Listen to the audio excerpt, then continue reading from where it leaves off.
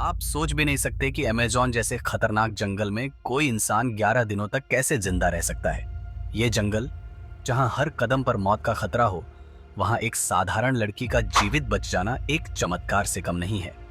यह कहानी है जूलियन कोएप्के की, जिसने प्रकृति की हर चुनौती का सामना किया और जीत हासिल की। आइए इस अविश्वसनीय कहानी को विस्तार से जानें।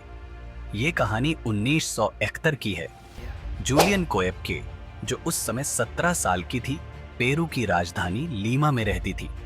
वह और उसकी माँ, जो एक जीव विज्ञानी थीं, क्रिसमस के समय जंगलों में एक अनुसंधान केंद्र में जाने के लिए फ्लाइट नंबर लांसा 508 में सवार हुए। वह समय क्रिसमस का था और उन्होंने छुट्टियों का आनंद लेने की योजना बनाई थी। लेकिन उन्हें क्या पता था कि यह सफर उनकी जिंदगी को हमेशा के लिए बदलने वाला है। फ्लाइट टेक ऑफ के कुछ घंटे बाद ही अचानक मौसम खराब होने लगा। फ्लाइट 21,000 फीट की ऊंचाई पर थी जब बिजली की चमक और गरजते बादलों ने उसे घेर लिया। देखते ही देखते फ्लाइट की स्थिति नियंत्रण से बाहर हो गई। 24 दिसंबर 1971 को क्रिसमस की पूर्व संध्या पर तूफान ने फ्लाइट को जकड़ लिया और यह जंगल में दुर्घटनाग्रस्त हो गई।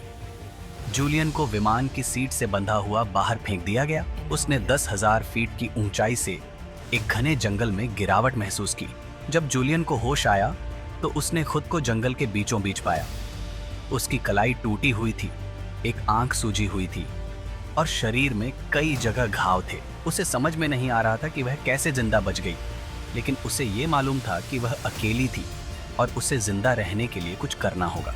जूलियन को तुरंत समझ में आ गया कि अगर उसे जिंदा रहना है तो पानी का स्रोत ढूंढना होगा। उसकी माँ ने उसे एक बात सिखाई थी, अगर तुम कभी जंगल में फंसी हो तो पानी की धारा का अनुसरण करना। उसने अपने छोटे घावों को पत्तों से ढकने की कोशिश की ताकि संक्रमण से बच सके और धारा की दिशा में चलना शुरू किया।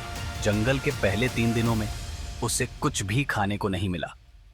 उसके पास खाने के लिए कोई भोजन नहीं था, इसलिए उसने छोटे छोटे फल और कीड़े खाने की कोशिश की। उसने पेड़ों से गिरे हुए फल खाए और जंगली पौधों की पत्तियां चबाईं। भूख और कमजोरी से उसका शरीर टूटता जा रहा था, लेकिन उसने हार नहीं मानी। जंगल में सबसे बड़ा खतरा कीड़ों और मच्छरों का था। उसके शरीर पर अनगिनत कीड़े काट रहे थे और मच्छरों ने उसके घावों को और भी दर्दनाक बना दिया। उसे जंगल के जहरीले सांपों और खतरनाक जानवरों से भी सावधान रहना पड़ता था। उसने हमेशा दिन में ही यात्रा की ताकि रात के अंधेरे में छुपे खतरों से बचा जा सके। जंगल में फंसी रहने के दौरान जूलियन को मानसिक संघर्ष का सामना करना पड़ा। उसके मन में कई बार यह विचार आया कि वह शायद कभी भी इस जंगल से बाहर नहीं निकल पाएगी। उसे अपनी माँ की चिंता सता रही थी, जो उसी फ्लाइट में थी। वह लगातार उम्मीद और निराशा के बीच जूझ रही थी। 7वें दिन जूलियन के पैरों के घाव में संक्रमण फैलने लगा। उसने देखा कि उसके घाव में छोटे कीड़े प्रवेश कर चुके थे। उसने अपनी हिम्मत को इकट्ठा किया और तेज दर्द सहते हुए कीड़ों को बाहर निकालने की कोशिश की। उसे अपने जिंदा रहने के लिए अपनी मनोवैज्ञानिक और शारीरिक शक्ति को एकजुट करना पड़ा। जूलियन को पता था कि पानी का स्रोत ही उसे सुरक्षित जगह पर पहुंचा सकता है, इसलिए उसने धीरे धीरे नदी की ओर बढ़ना जारी रखा। उसने पेड़ों और पत्तियों के माध्यम से अपनी दिशा का निर्धारण किया। उसे अपने हर कदम पर सावधानी बरतनी पड़ी, क्योंकि हर मोड़ पर खतरा छिपा हुआ था। 9वें और 10वें दिन जूलियन को एक छोटी नाव दिखाई दी। वह समझ गई कि यहाँ इंसान कभी आया था। उसने नाव के पास आराम किया और वहां बचे हुए कुछ खाने के टुकड़े ढूंढे, जो शायद पहले के किसी यात्री ने छोड़े थे। ये उसके लिए उम्मीद की किरण थी कि वह अब सही रास्ते पर है। 11वें दिन जब जूलियन लगभग हार मान चुकी थी, उसने जंगल के बीच से कुछ आवाजें सुनी। वह एक स्थानीय लकड़हारे का दल था जो वहां काम कर रहा था। उन्होंने जूलियन को देखा और उसकी हालत देखकर तुरंत उसकी मदद की। उन्होंने उसे पास के गांव में पहुंचाया, जहां उसे प्राथमिक उपचार दिया गया। जूलियन को बचा लिया गया और उसे इलाज के लिए अस्पताल में भर्ती कराया गया। उससे पता चला कि वह फ्लाइट की एकमात्र सर्वाइवर थी।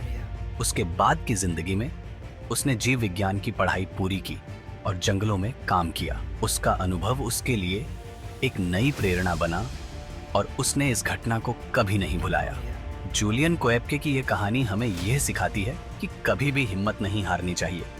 हमारी जीवित रहने की इच्छा हमारे अंदर की सबसे बड़ी ताकत है।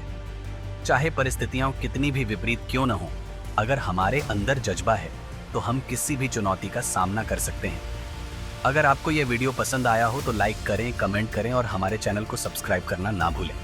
हम आपके लिए ऐसी ही रोमांचक और प्रेरणादायक कहानियां लाते रहेंगे।